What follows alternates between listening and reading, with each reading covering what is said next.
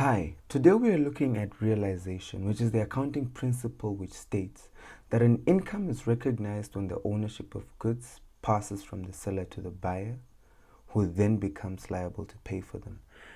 And obviously, in the case of service businesses, income is then recognized when the service requested has been completed successfully.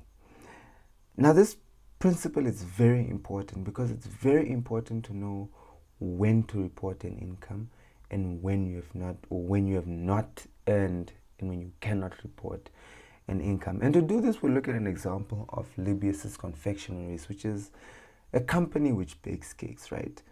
And the scenario that we have is that on the 4th of March, right, Libius Ashkutuva now received an order to make a cake. And on this same date, he received an amount of $800 for the cake. So on that day, we made the order and we received $800 for the cake.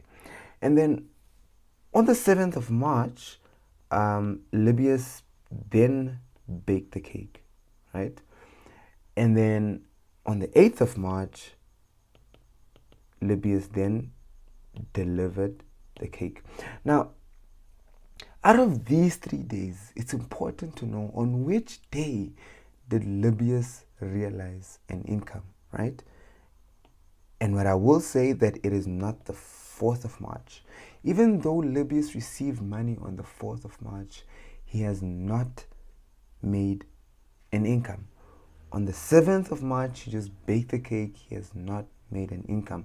But on the 8th of March, right, the ownership of that cake passed from him, who's the seller, to the customer, who's the buyer. And on that date, Libius can really say that he realized an income. Now, we'll apply this concept more thoroughly when we do closing adjustments, but it's very important to make the distinction between receiving cash and making an income.